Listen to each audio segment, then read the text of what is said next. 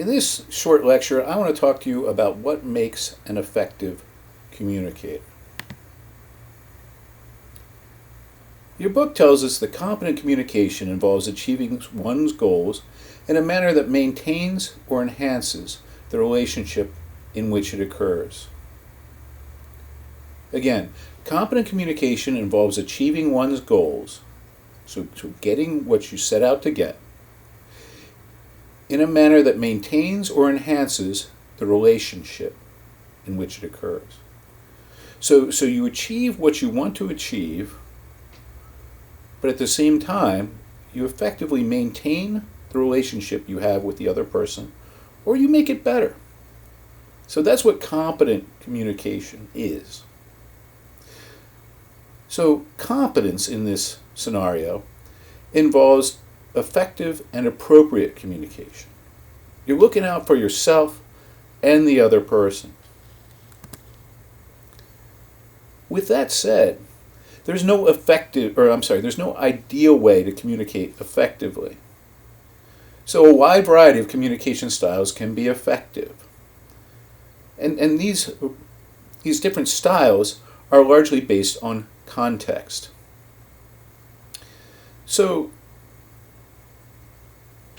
there has been, throughout the history of the social sciences, a dramaturgical model of communication.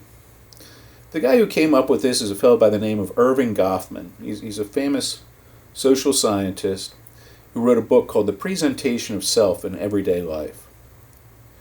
Now, Erving Goffman, when he wrote this, by the way, it's the most cited book in the history of the Academy. So it's like the #1 most cited book ever.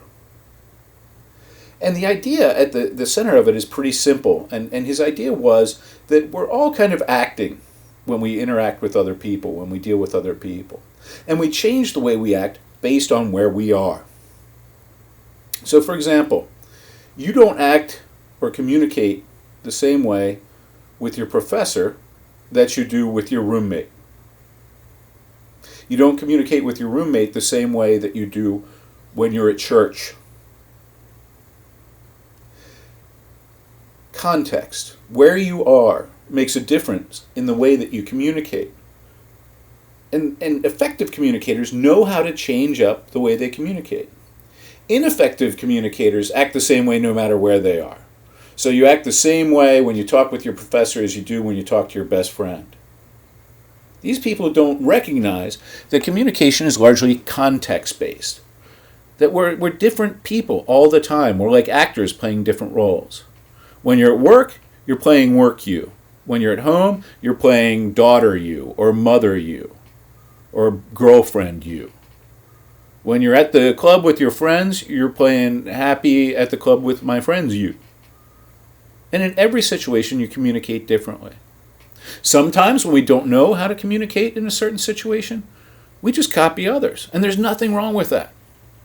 That's the way we learn how to communicate in different situations. So knowing how to communicate in the right circumstance is what we call situational competence. People who possess situational competence understand that the way you communicate at the bar, the way you talk to your buddy at the bar, isn't the same way you talk to your priest. And so, oftentimes, this results in differences in competence across scenarios.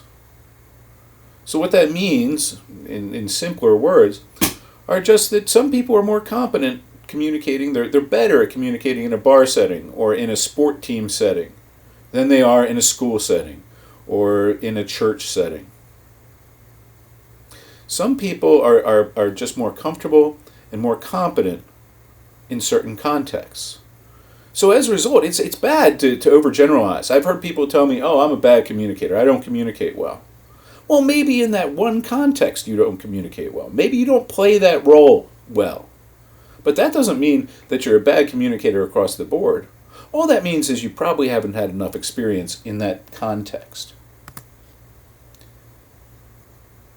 Related to this is the idea that competence can be learned. There are some things that are hardwired in you. We know that how social you are, how angry you are, how relaxed you are. These things are all built into your DNA. It's part of your genetic makeup.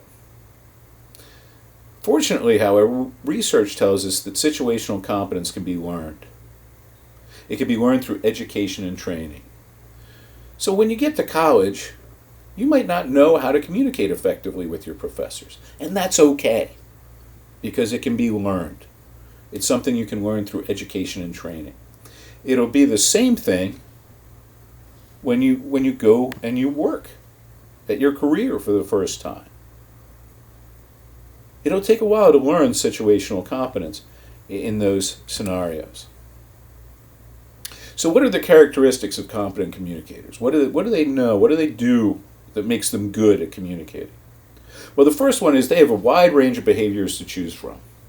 They have all these different behaviors that they've practiced, that they've done before, and they know how to use them in different situations. They choose the most appropriate behavior based on what they want, how much they know about the other person, and where they are. We know that competent communicators are skilled at performing these behaviors. Just because you're aware of something, just because you know it, doesn't mean that you can do it. If this were the case, then people wouldn't have any trouble quitting smoking. I mean, people know that smoking's bad for you, but they do it anyway. So just because you know that smoking gives you cancer doesn't mean that you can quit or that you're ready to quit.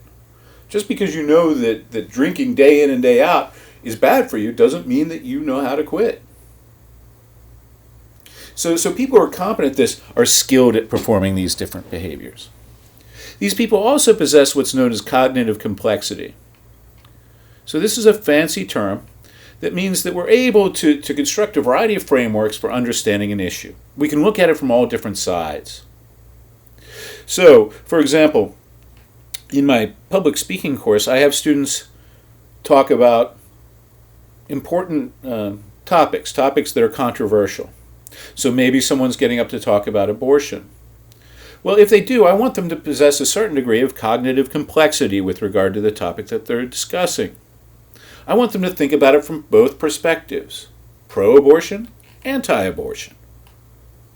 If we're able to understand the different ways that people think about issues, this is going to help us communicate. Only understanding one view isn't going to help you get your message across. In order to effectively communicate, you have to think about how the other person might understand the issue differently than you. People who are competent communicators are also good at self-monitoring. That means they're able to look at themselves and how they act and make adjustments as needed. This is hard to do. It's hard to know yourself. In fact, you're probably one of the hardest people to get to know because you never see yourself, because you already are yourself. And then finally, we also find that effective communicators have a commitment both to the other person and they believe in the message that they're sending.